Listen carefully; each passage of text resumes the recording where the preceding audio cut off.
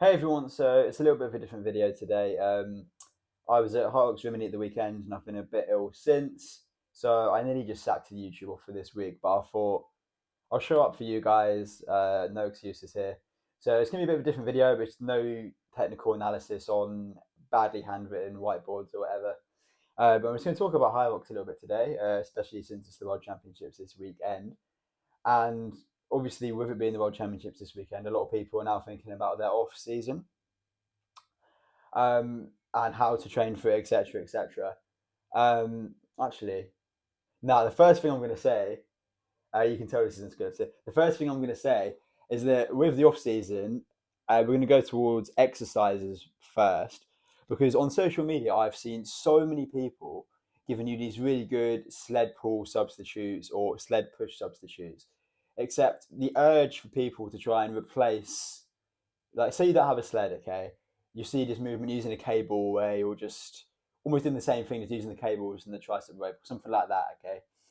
Like, the urge for people to find sport specific movements in this case that replicate it is so high to the point where sometimes these movements don't actually make too much sense. Now, I'm not saying that it's easy if you don't have a sled and you're training for high rocks, but if you are, then you really don't need to overcomplicate it and try and find these quirky exercises.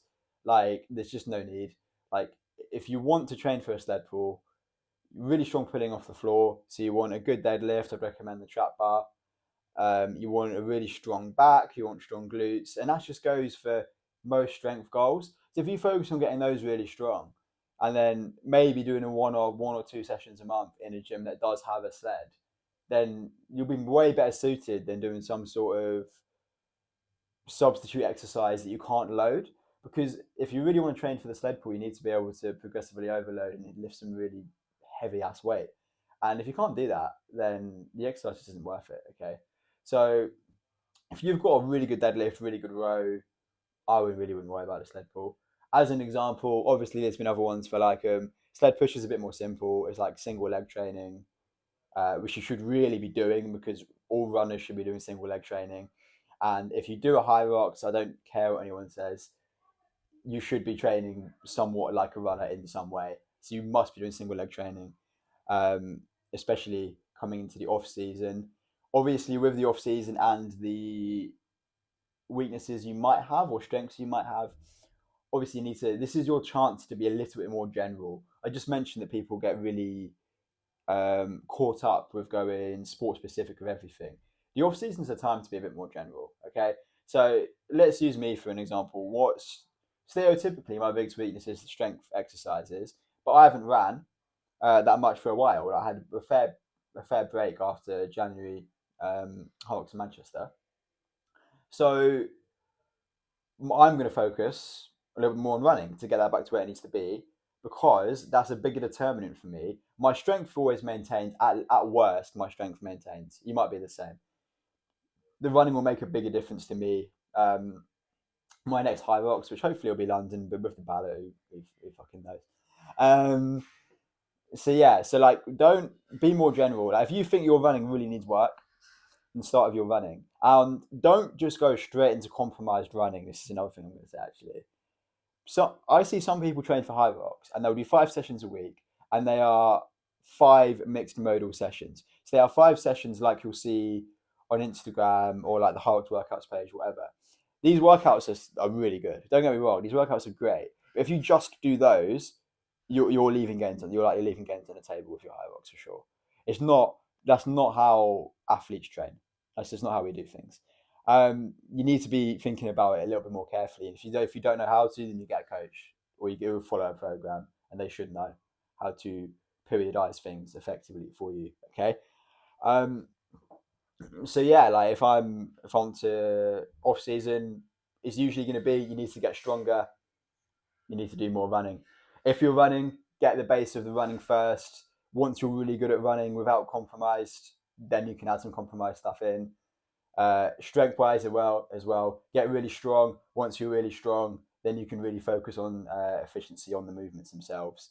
Not saying you don't do them at all, but you don't need to be pushing a sled 7 times a week to get better at a sled push. It's just don't overcomplicate things. And to be fair, it's easy, and it's actually something that I see a lot. People get really obsessed with Hyrox now, so it becomes almost natural to be obsessive over the movement and wanting to perform these movements and these movements exclusively. But just doing them is just not gonna it's not gonna do anything for you. Um, and like you need to, I think people need to understand that Hyrox isn't their life, or we're going hang on. Anyway, people need to understand that Hyrox like isn't necessarily your life.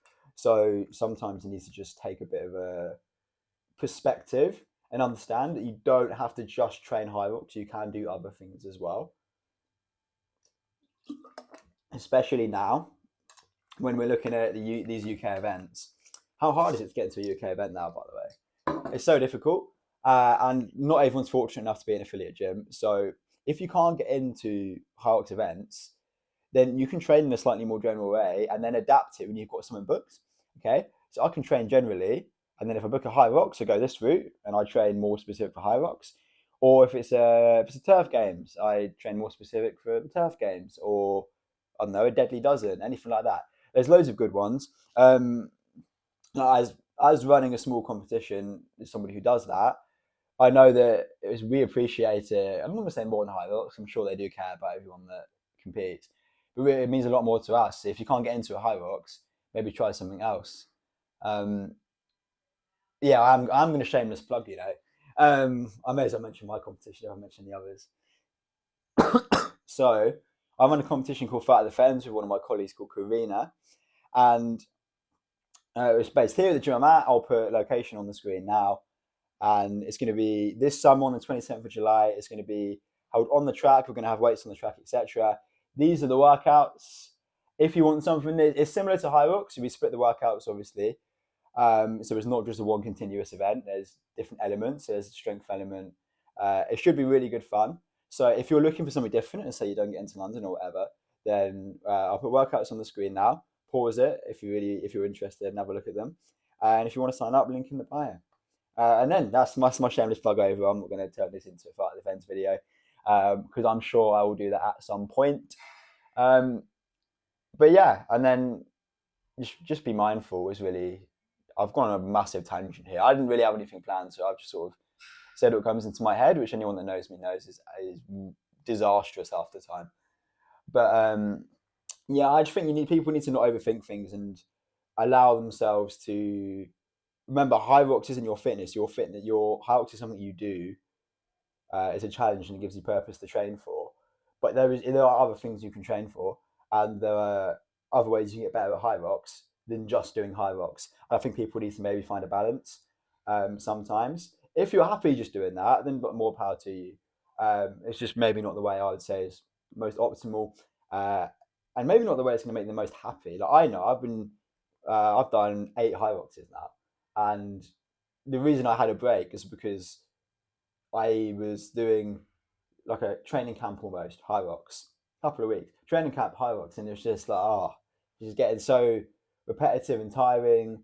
One of Hyrox's biggest strengths is that it's always the same. You know what to train for. One of their biggest weaknesses is that it's always the same, and there's not going to be variation. Okay, it's just a double-edged sword. It's the way it is. So yeah, you just need to understand what's better for you. Maybe reevaluate if you don't get into the events you want, or try abroad. I did Milan last year. I did Dublin last year. If you really count that abroad, I don't know. And I went to Rimini this time round with some friends and my girlfriend who competed. So abroad is really fun as well. So if you want to have a long weekend anyway, you may as well throw a little Hyrox in there. Little Hyrox. But yeah, that's anything else I want to speak about before I fuck off. Really. Yes, that's it. I've got it. I tell you what, if you're on social media and communities for Hyrox, the amount of times people stress about footwear, and if you're new, I get it because the last thing you want is your footwear to be shit on the day. But genuinely, don't overthink footwear. If it's comfortable for you, if it doesn't slip, if it's going to give you the stability grip, and you're comfortable to run in it for longish distances, then your footwear will be fine. If you want more detail, I'll shameless plug again. Why not? At the end of this video, I'll put the my running shoe video. So there's a Hyrox shoe video, a cheap running shoe video, which has got a bit of good information if you want a cheap Hyrox running shoe. If you do need advice, then you'll find your advice in those nice and easy. But as I say, don't overthink it. I think the days are probably gone where we're thinking about what's the best shoe, because unless you're looking to take your performance to the next level, I really wouldn't worry about that. Okay. First Hyrox should always be for enjoyment, in my opinion. And then if you want to take it seriously, then we'll start talking about shoes. Okay. But just make sure it's comfortable. Make sure it's not going to hinder you, and you can know. Okay, you can try things in the gym. You can know if your shoes are going to hinder you. You know if they slip. You need to butterfly lace them. You're going to know all this stuff. Okay, so just try that stuff out. As I say, it's probably good up here now because I'm going to end this video. So check out one of these videos, and yeah, as I say, it's just an impromptu one today, me chatting shit. The likelihood is no one's going to watch this because it's just me chatting shit. But if you liked it, obviously, same stuff. I'll see you soon in the next one. And by the way, sign up to Fight the Fens.